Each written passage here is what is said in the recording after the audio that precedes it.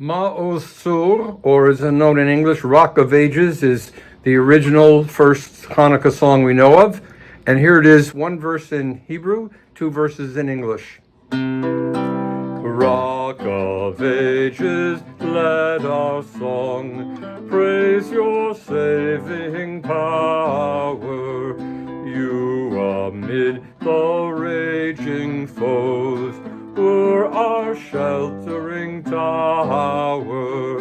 Furious they assailed us, but your arm availed us, and your word broke their sword when our own strength failed us, and your word broke their sword when our own strength failed us. Ma'osur Yeshuati L'chana L'shabeach Tikon Beit Tefilati V'sham Toda Nizabeach Le'etachin Matbeach Mitzar Hamnabeach Azek Mor Beshir Mizmor Chanukat HaMizbeach Azek Mor Beshir Mizmor Chanukat HaMizbeach. Children of the Maccabees, whether free or fettered, wake the echoes of the songs where you may be scattered. Yours the message cheering that the time is nearing, which will see all people free, tyrants disappearing, which will see all people free, tyrants disappearing. Hello and greetings. My name is Rabbi Ben Lu, and I am the Jewish chaplain at Calipatria State Prison. Beginning on Thursday evening, December the 10th, and concluding on Friday, December the 18th, we celebrate the festival of Chanukah. The menorah should be kindled each evening of Chanukah, with an additional candle being added on each subsequent evening. On Friday, make sure to kindle before sunset, and on Saturday, make sure it is after the Holy Shabbat, as we are forbidden from kindling a fire on the Shabbat. If you are Jewish and in need of a menorah or any other Jewish artifact or a prayer book, reach out to your Jewish chaplain. If you do not have one, reach out to another chaplain or the CRM. You can also reach out to a local synagogue, the Board of Rabbis of California, the Aleph Institute, or any other Jewish organization to help and guide you. The ideas and inspiration for my message comes from my teacher and mentor, the Lubavitcher Rebbe, and from Rabbi Jonathan Sachs of blessed memory, former chief rabbi of the UK. Hi everybody. What is Chanukah? Chanukah is the Jewish 8-day wintertime festival of lights, celebrated with the nightly menorah lighting, special prayers, and fried foods. The Hebrew word Chanukah means dedication, and is thus named because it celebrates the rededication of the Holy Temple, also spelled Hanukkah, Hanukkah, or variations. The Hebrew word is actually pronounced with a guttural ch sound. Chanukah, not Chanukah.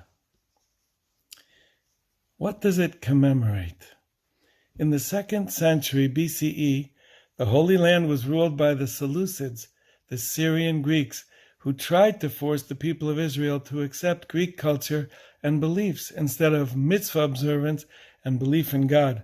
Against all odds, a small band of faithful but poorly armed Jews, led by Judah the Maccabee, defeated one of the mightiest armies on earth, drove the Greeks from the land, reclaimed the Holy Temple in Jerusalem, and rededicated it to the service of God. When they wanted to light the menorahs, the seven-branched candelabras lights, they found only one single cruse of olive oil that has escaped contamination by the Greeks. Miraculously, they lit the menorah, and the one-day supply of oil lasted for 8 days, until new oil could be prepared under conditions of ritual purity. To commemorate and publicize these miracles, the sages instituted the festival of Chanukah. Thank you, Rabbi Ferris. That was extremely informative and most helpful. History itself has a history. Our perspectives shift over time, and some moments may only seem meaningful in retrospect. We don't always understand the real significance of an event until many decades or even centuries later. A classic example of this is the history of Chanukah. At one level, the Chanukah story is very simple. From the days of Alexander the Great of Macedon, Israel was under the dominion of Alexandrian Empire of the Greeks. Then, during the 2nd century, Israel found itself under the domain of the Seleucids, who were based in Syria. The Seleucid leader decided to force the pace of Hellenization on the Jews of the land of Israel. Among other things, he forbade the public practice of Judaism, erected a statue of Zeus in the temple, and offered swine before it as a sacrifice, in a desecration of Jewish values and practices. An elderly priest called Matityahu and his sons and their supporters, known to history as the Maccabees, rose in revolt. Over the next 3 years, they scored a momentous victory over the Seleucids, reconquering Jerusalem and bringing it back under Jewish sovereignty. They cleansed the temple and rededicated it, lighting the great menorah that stood in the temple for a celebration lasting 8 days. What the sages understood, but what was not understood at the time of Chanukah itself, however, was that the real battle against the Greeks was not a military one, but a cultural one. Ancient Greece and Israel were profoundly different. The Greeks excelled at everything visual. The Jews worshipped the invisible God. To Greeks, the Jews were strange and superstitious. To Jews, the Greeks were pagans and idolaters. At that time, the Greeks were the world's greatest in many fields. They were unparalleled in their advances in art, in architecture, in literature, in drama, in philosophy. Even today, their achievements have never been surpassed. But Jews nonetheless believed, and surely history has borne this out, that there is within Judaism, within ancient Israel, and still within its heritage to today, something special, something worth fighting for. Judaism, with its emphasis on the sanctification of life and the belief that every human being was created in God's image, held eternal truths that we could not abandon. What history taught them was that to defend a country, you need an army. But to defend a civilization, you need schools. In the short run, battles are won by weapons. But in the long run, they are won by ideas and the way they are handed on from one generation to the next generation. What Chanukah tells us is that there are two different battles for freedom. One is fought by soldiers, the other by teachers. And it is the second that eventually determines the course of history. When civilizations clash, strengthen schools, for the world we build tomorrow is born in the lessons we teach today. One of the most interesting aspects of this is reflected in the name of the festival itself. Chanukah, from the word Chanuch, means rededication. That is what the Maccabees did to the temple. They rededicated it. Yet, over time, Chanukah also became connected to the word chinuch, a word meaning education. What we rededicated was not just a physical building, the temple, but living embodiments of Judaism, namely our children, our students, the people to whom we teach and pass on our heritage and values. From being the festival of a military victory, Chanukah became the festival of a spiritual and civilizational one. This history of our history has a message for us all. It teaches us this fundamental truth, as relevant to our lives today as ever before. Education is what kept the Jewish spirit alive and the menorah of Jewish values burning throughout the centuries in an everlasting light. Often what seems at the time to be the headline news, the military victory, is in the hindsight of history secondary to the cultural victory of handing your values on to the next generation. At the heart of the festival is the nightly menorah lighting. The menorah holds 9 flames, one of which is the shamash, the attendant, which is used to kindle the other 8 lights. On the first night, we light just 1 flame. On the second night, an additional flame is lit. By the 8th night of Chanukah, all 8 nights are kindled. Special blessings are recited, often to a traditional melody, before the menorah is lit, and traditional songs are sung afterwards. A menorah is lit in every household and placed in a doorway or window. It's also lit in synagogues and other public places. In recent years, thousands of jumbo menorahs have cropped up in front of city halls and legislative buildings and in malls and parks all over the world. We recite the special Hallel prayer daily, and we add Ve'al Hanisim for the miracles in our daily prayers and in the grace after meals to offer praise and thanksgiving to God for delivering the strong into the hands of the weak, the many into the hands of the few, the wicked into the hands of the righteous. When is Chanukah? Well, this year it starts from December 10th and it runs all the way till December 18th. On the 25th of Kislev, it continues for 8 days. Since the Chanukah miracle involved oil, it's customary to eat foods fried in oil. The Eastern European classic is the potato LATKE, pancake, garnished with applesauce or sour cream. The reigning Israeli favorite is the jelly-filled sufganiyah, or jelly donut. So why is Hanukkah still celebrated to this day? Because though the temple was destroyed, Jewish hope was not destroyed. We may have lost the building, but we still had the story, the memory, and the light. And what had happened once in the days of the Maccabees could happen again. So as you light the Hanukkah candles, remember this.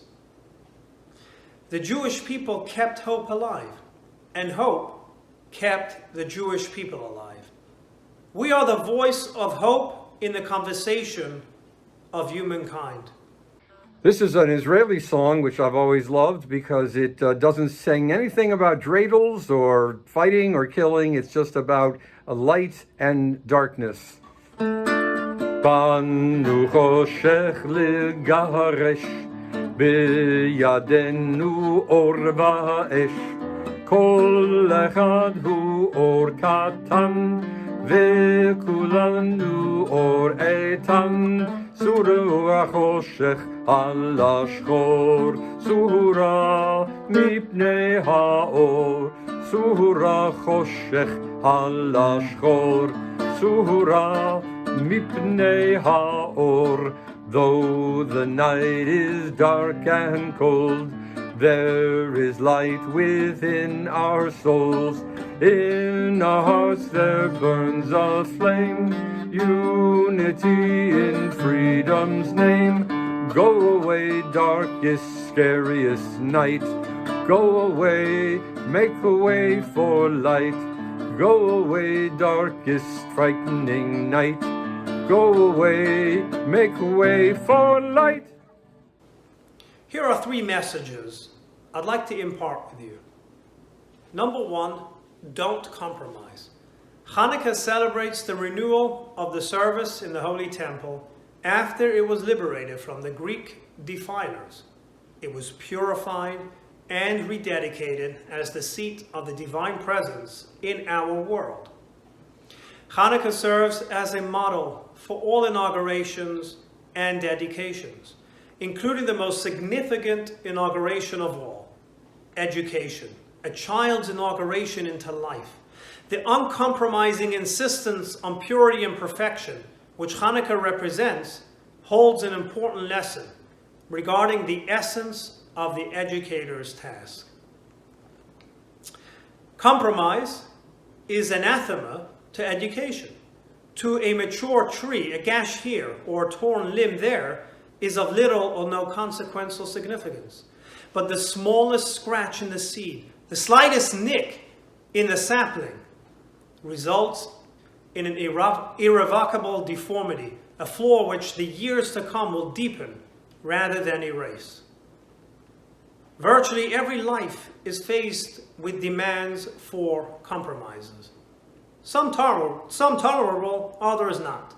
The educator who wishes to impart a set of values and priorities that will weather them all must deliver in word and example a message of impeccable purity, free of even the slightest and most acceptable compromise. Number 2, light. Light, brightness, radiance are metaphors we use when we wish to speak about hope, wisdom, or goodness. The candle flame, the ray of light, the glowing coal, these are the images in which we recognize our yearning for a better world, for a wiser, more virtuous, more godly self. We are encouraged by the fact that a luminous body, like the sun, can have such a profound effect on entities and beings millions of miles away, enriching them with light, warmth, energy, and life. We are encouraged by the fact that a tiny flame can banish a room full of darkness. If our own souls are candles of God, then each of us has the capacity to illuminate and shine above all the darkness and negativity in this world. All we need to do is be what we truly are, to act out our innate goodness, and the darkness will melt away. Once a year, we celebrate this truth. For 8 days and nights, we celebrate the power of light in ascending number. 1 little flame on the first evening, 2 flames on the second, 3 on the third, and so on. We kindle the Chanukah menorah, recalling that miraculous victory 22 centuries ago of quality over quantity, spirit over materialism, right over might, and we pray for the day when such victories are no longer miracles, but the way things are in God's world. And finally, number 3, a cruse of oil. Every individual has their one cruse of oil begging to be discovered. A person may not uncover this internal connection to God in the ordinary circumstances of their life. But when challenged, as in the case of the Maccabees, this inner connection will surface. And when this divine bond comes to the fore, as we say in our Chanukah prayers, God will deliver the mighty into the hands of the weak, and the many into the hands of the few, for nothing can withstand its power. In their struggle against the Greeks, the Maccabees tapped this resource to sing this single cruse of oil, revealing a level of soul that transcended their usual limits. And in response, God revealed miracles that transcended the natural limits of this world. The Chanukah miracle, which followed, serves as an eternal testimony to the essential connection to God that the Greeks sought to sever. In our day as well, the Chanukah lights remind us that through an appreciation of the infinite, godly dimension of the Torah and its commandments, we can kindle the potential for light we all possess within our souls. Let us pray that the message of the Chanukah lights will illuminate the everyday life of everyone personally and of society at large for a brighter life in every respect, both materially, spiritually, and emotionally. Now, there are many songs in Hebrew for Hanukkah. There's a lot of songs in Yiddish. Very few in this language, which is called Ladino, not Latino. Ladino is a 15th century Spanish that was spoken by the Jews who were in Spain, like my grandparents or my ancestors. This is called Ocho Candelicas, 8 little candles, and you count out each candle as you light them. It's like a children's song. It says, I'm going to light 8 candles because it's Hanukkah, 8 candles for me, with many parties and enjoyment, and I'm going to eat little almond cookies with honey. So, ocho candelicas, count it out with you. And if you do, it's not exactly like Spanish. It's instead of tres, it's tres. Instead of cinco, it's cinco. So it's very close.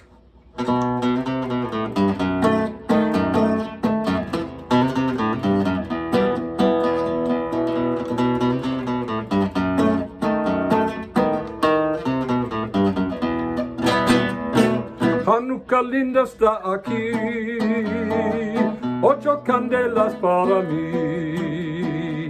Hanukkah linda está aquí, 8 candelas para mí. Oh, una candelica, 2 candelicas, 3 candelicas, 4 candelicas, 5 candelicas, 6 candelicas, 7 candelicas, 8 candelas para mí. Muchas fiestas por fazer, con alegrías y placer. Muchas fiestas por fazer, con alegrías y placer. Oh, oh,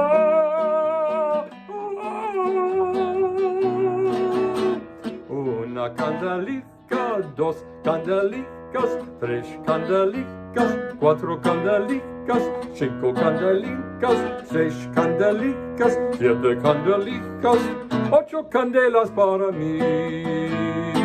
Los pastelicos voy a comer con almendricas y la miel.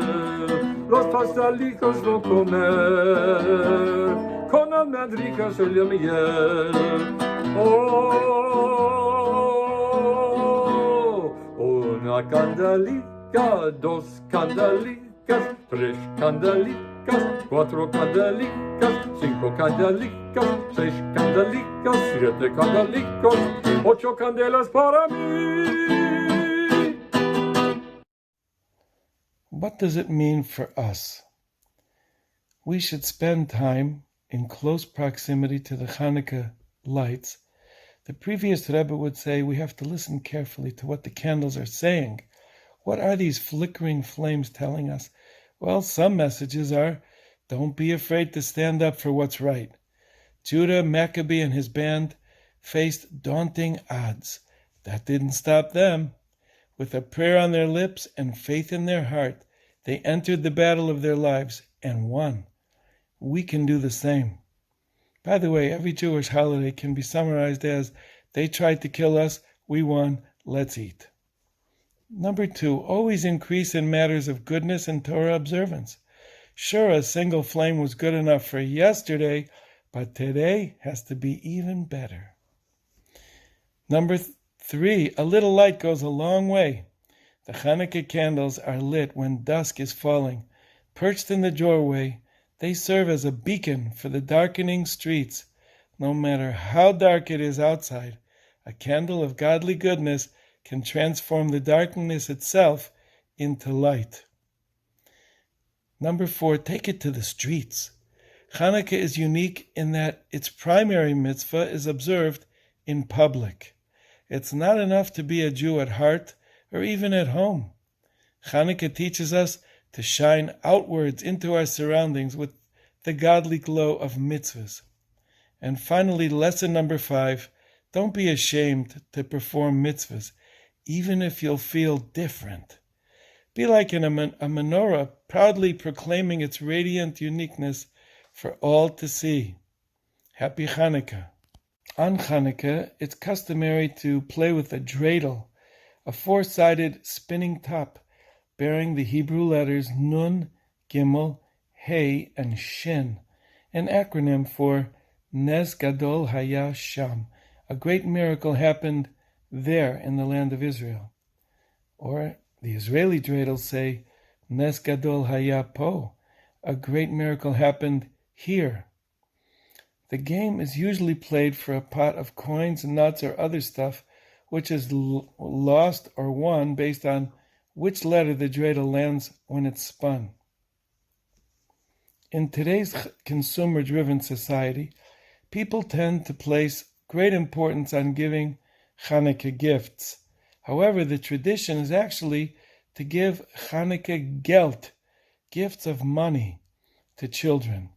In addition to rewarding positive behavior and devotion to Torah study, the cash gifts given the children the opportunity to give charity, tzedakah. This has also spawned the phenomenon of foil-covered chocolate gelt. We like to lay a gelt trip on children. So here's a little ditty by the satirical songwriter from the 60s, Tom Lehrer. I'm spending a Chanukah in Santa Monica, wearing sandals, lighting candles by the sea. I spend Shavuos in East St. Louis, a charming spot, but really not the spot for me. Those eastern winters, I can't endure 'em, so every year I pack my gear and come out here to Purim. Rosh Hashanah I spend in Arizona, and Yom Kippur way down in Mississippi. But in December, there's just one place for me. Amid the California flora, I'll be lighting my menorah like a baby in its cradle. I'll be playing with my dreidel, spending Hanukkah in Santa Monica by the sea. One more time, I'm spending Hanukkah in Santa Monica, wearing sandals, lighting candles by the sea. I spent Shavuos in East St. Louis, a charming spot, but really not the spot for me. Those eastern winters, I can't endure 'em, so every year I pack my gear and come out here to Purim. Rosh Hashanah I spend in Arizona, and Yom Kippur way down in Mississippi. But in December, there's just one place for me. Amid the California flora, I'll be lighting my menorah like a baby in its cradle. I'll be playing with my dreidel. Here's to Judas Maccabeus. Oh, if he could only see us lighting Hanukkah in Santa Monica by the sea.